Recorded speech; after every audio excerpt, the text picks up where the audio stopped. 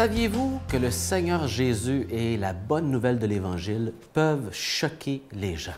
Je vous lis aujourd'hui un texte de Jésus dans Jean chapitre 15 qui nous avertit que l'Évangile et son message et ceux qui vont croire en lui vont passer des mauvais moments.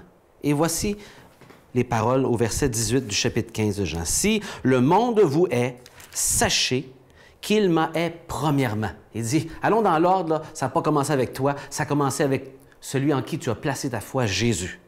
Si vous étiez du monde, le monde aimerait ce qui lui appartiendrait. Mais vous, vous n'êtes pas du monde, c'est moi qui vous ai mis à part du monde, et voilà pourquoi le monde vous hait. Ouf, ce n'est pas des paroles faciles. Souvenez-vous de la parole que je vous ai dit, le serviteur n'est pas plus que son maître. Donc, si mon maître a été persécuté, je le serai aussi. S'ils m'ont persécuté, ils vous persécuteront, et vous aussi, ils ont observé ma parole, ils observeront aussi la vôtre. Tout cela, ils vous le feront à cause de mon nom, parce qu'ils ne connaissent pas celui qui m'a envoyé. La raison, c'est parce qu'ils ne reconnaissent pas l'émissaire qu'est Jésus du Père céleste. C'est donc normal, selon les paroles de Jésus, que le monde autour de nous soit hostile à la foi. C'est ce que nous avertit Jésus. Les gens nous traiteront à cause de moi, dit Jésus, parce qu'ils ne connaissent pas celui qui l'a envoyé. Ce n'est donc pas surprenant que même dans ce beau pays qu'est le Canada, supposément libre et fondé sur les valeurs judéo-chrétiennes, nous soyons aujourd'hui traités parfois avec hostilité face à notre foi en Jésus et ses implications morales sur la société. Ce n'est pas nous, c'est le Christ qui est détesté et qui est rejeté dans ses paroles. La foi chrétienne dérange et ébranle tous les fondements qui nous donnent l'illusion de solidité et nous encourage à l'autosuffisance devant le Créateur de l'univers. La bonne nouvelle de Jésus dérange profondément l'humanité. Pourquoi? Voici quelques raisons.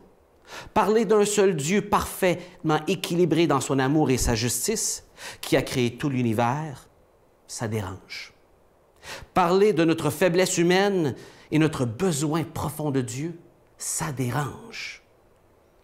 Les paroles de Jésus adressant les humains comme des pécheurs devant Dieu en besoin de pardon, ça dérange. On ne veut rien savoir de culpabilité ou de condamnation ou de jugement.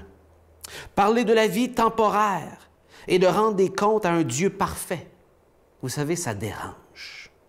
On veut faire ce qu'on veut et rendre de compte à personne. On ne veut pas de standards de moralité dictés par notre fabricant pour un meilleur usage. Voilà ce que la Bible est.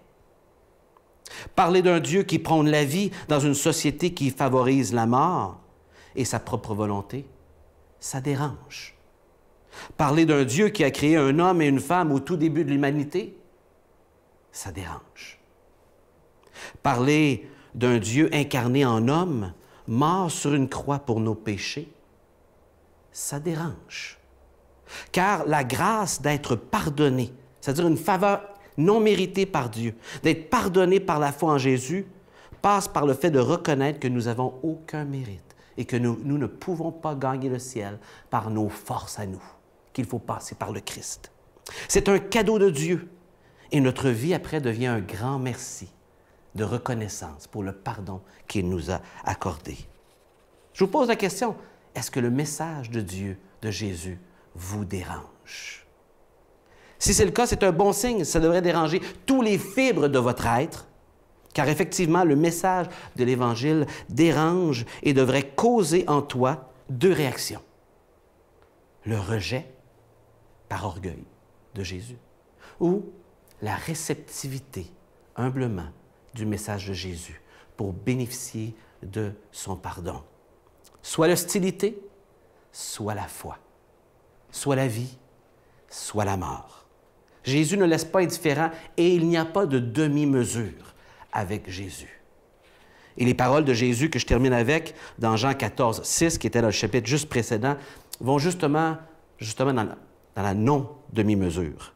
Il dit, « Je suis le chemin, la vérité et la vie. Nul ne peut venir au Père que par moi. » Un seul chemin, une seule vérité, un seul moyen d'avoir la vie. Crois-tu en cette parole exclusive de Jésus? Parce qu'elle est importante. Il dit que c'est le seul moyen d'avoir la vie et d'aller au Père. Est-ce que tu crois en Jésus ou est-ce que tu es encore dans un état où ce que l'Évangile t'hérite? Pourquoi l'Évangile t'hérite exactement? Je te laisse avec cette question, priant que Dieu t'éclaire, que Dieu allège ce poids qui est dans ton cœur, que seulement lui peut combler, dans le nom de Jésus. Amen.